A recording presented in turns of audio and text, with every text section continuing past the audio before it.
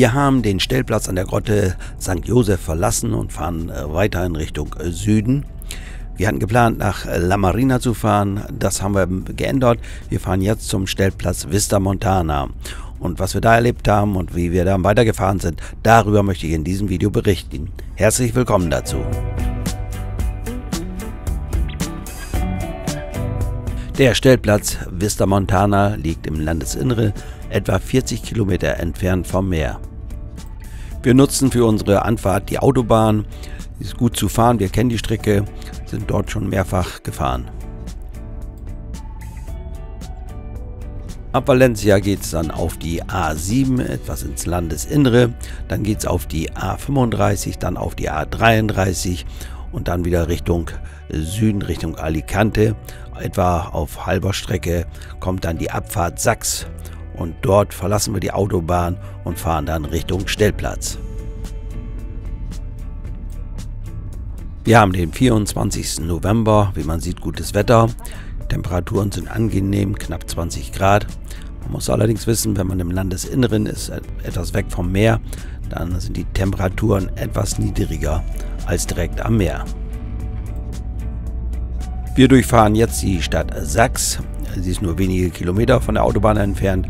Der Stellplatz Vista Montana, der ist ca. 10 Kilometer von der Autobahn entfernt. Den Stellplatz Vista Montana kennen wir, sind wir auch schon häufiger gewesen. Der Platz war zwischenzeitlich mal einige Zeit geschlossen, ist jetzt aber seit einigen Monaten wieder geöffnet. Der Ort, wo der Stellplatz liegt, heißt Salinas und jetzt wollen wir noch ein Stück Landstraße fahren, um zu diesem Ort zu kommen. Nach Möglichkeit nicht durch den Ort fahren, sondern hier bei dem ersten Kreisverkehr vor dem Ort rechts abbiegen und zwar in ein Gewerbegebiet. Dort ist die Straße schön breit und man kann gut auch mit einem größeren Fahrzeug dort fahren.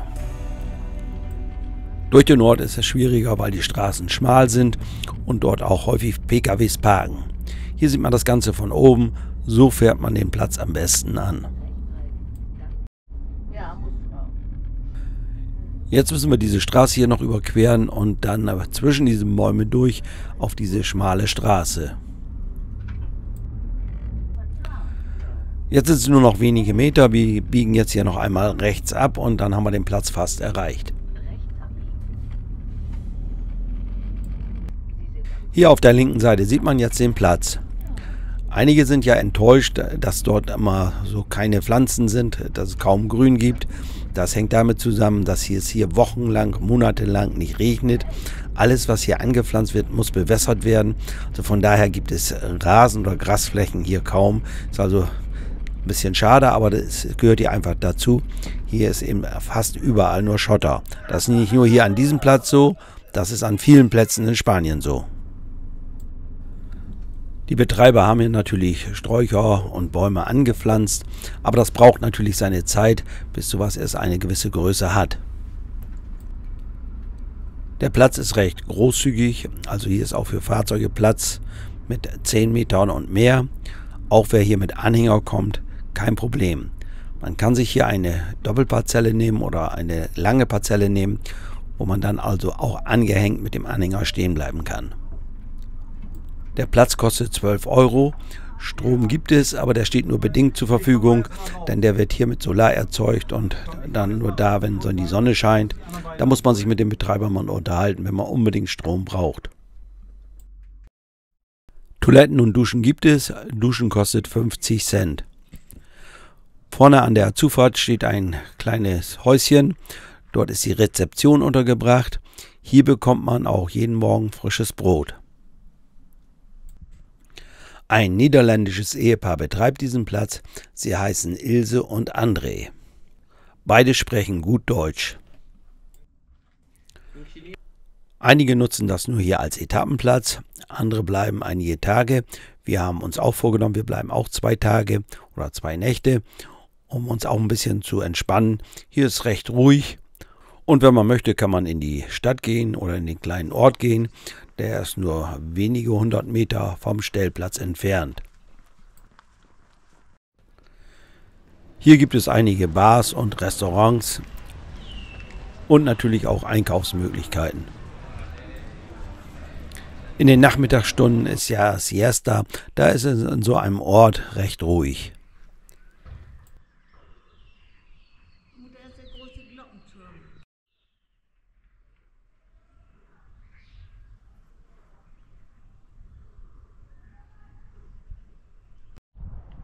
Wer hier einen Hund dabei hat, ist kein Problem. Hier gibt es viele Auslaufmöglichkeiten. Plätze, die nicht direkt am Meer liegen oder einige Kilometer entfernt vom Meer sind, die sind meist nicht so voll belegt, sodass man hier häufig einen freien Platz bekommt.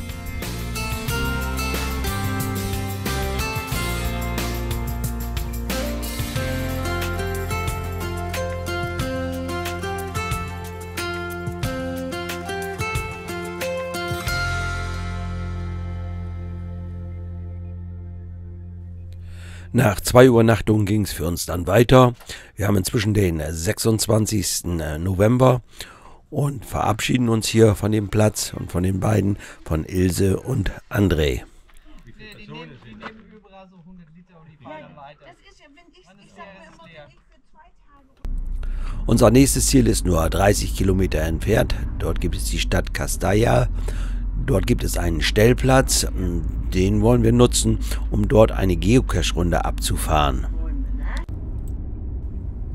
Ich zeige diesen Stellplatz auch deshalb, da er nicht weit entfernt von der Autobahn A7 entfernt ist und deshalb günstig als Etappenplatz zu nutzen ist. Um zum Stellplatz zu kommen, müssen wir durch die Stadt fahren. Man muss nicht unbedingt diese Straße nutzen, die wir hier jetzt nutzen. Es gibt eine etwas breitere Straße, wo mehr Platz ist. Dort kommt man dann auch hin zu diesem Stellplatz. Wir sehen den Platz jetzt hier auf der linken Seite, da stehen schon Mobile. Er liegt hier neben einem Sportstadion. Weiß nicht, ob das noch in Betrieb ist, aber zumindest zu diesem Zeitpunkt war hier alles ruhig. Es handelt sich um einen einfachen Platz. Wir wollen hier auch nur eine Übernachtung einlegen. Es gibt hier eine End- und Versorgung und es gibt hier auch Strom. Und der Platz soll 3 Euro kosten. Wir haben hier uns dann mit eingereiht, standen schon 2 Mobile und haben uns dort mit dahinter gestellt. Und dann haben wir auch schon gesehen, dass es hier Stromsäulen gibt. Und der Strom ist hier in dem Preis von 3 Euro enthalten. Jetzt habe ich leider die 3 Euro nicht bezahlt. Ganz einfach deshalb, weil ich das Büro nicht gefunden habe, wo man die Gebühr bezahlen kann. Und so habe ich hier kostenlos gestanden. Das tut mir jetzt leid, aber ich hätte gern die 3 Euro bezahlt. Es gibt ja vorne an der Einfahrt eine End- und Versorgung. Dort war allerdings das Frischwasser abgestellt. Also Frischwasserzapfen geht nicht. Entsorgen ja. Wir haben dann unsere Fahrräder ausgepackt und sind gestartet zu unserer Geocache-Runde. Dann haben wir dort gut geschlafen in der Nacht und so ging es dann am nächsten Tag weiter.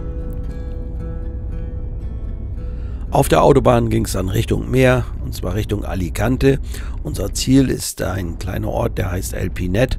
Dort gibt es auch mit gleichem Namen einen Stellplatz und den wollen wir jetzt anfahren. Auch das ist wieder eine kurze Strecke, ca. 60 Kilometer. Das ist immer sehr angenehm. Dann ist man schon immer frühzeitig am nächsten Stellplatz und hat vielleicht eher die Chance, dass man einen freien Platz findet.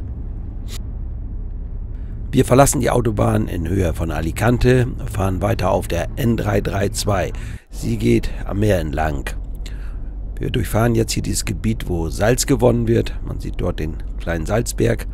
Und man sieht gleich so die Felder, wo das Salz gewonnen wird. Dieser kleine Ort El Pinet, der liegt kurz vor La Marina. La Marina vielleicht bekannt durch den großen Campingplatz, den es dort gibt. Und jetzt haben wir hier diese kleine Stadt oder diesen kleinen Ort erreicht. Wir haben auf diesem Stellplatz, den wir jetzt hier anfahren wollen, nicht reserviert. Wir werden vielleicht auch keinen Platz bekommen, denn dieser Stellplatz ist immer sehr gut besucht. Bekommen ja häufig die Fragen, kann man ohne Reservierung fahren?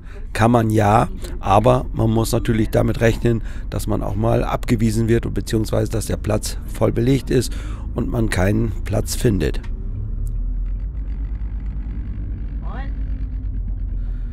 Wir haben jetzt hier den Stellplatz erreicht. Wir kennen den Platz, wir waren vor Jahren schon mal da. Fahren jetzt hier einfach mal rauf und parken vorne. Ich bin dann in die Rezeption gegangen, ich kann es ja kurz machen, habe nachgefragt nach einem freien Platz. Keine Chance, alles belegt. Man hat aber versucht, doch irgendwie was noch zu machen, aber keine Chance. Alle Plätze, die noch frei waren, waren schon reserviert und man war auch sehr höflich mit uns. Also ging es für uns weiter. Wir wissen, dass in wenigen Kilometern entfernt weitere Plätze gibt.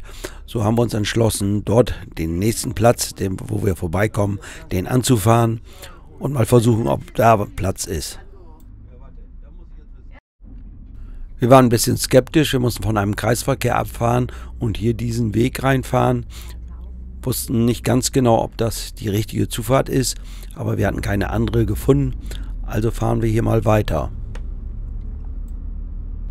Das sind immer so Situationen, wenn man dann noch einen Anhänger dabei hat und es geht nicht weiter und man muss irgendwie, dann hat man eventuell ein Problem. Deshalb ist es dann manchmal ganz schön, ohne Anhänger zu fahren und Auto drauf. Wir haben uns vorher erkundigt hier in der Rezeption, ob hier noch Platz ist. Wir haben Glück, es gibt noch freie Plätze und so fahren wir erstmal hier rauf, parken und schauen uns an, welchen Platz wir hier nehmen wollen. Es handelt sich um einen recht neuen Stellplatz, er ist erst wenige Wochen geöffnet und somit kennen den noch nicht so sehr viele und wir haben Glück, dass es hier noch freie Plätze gibt.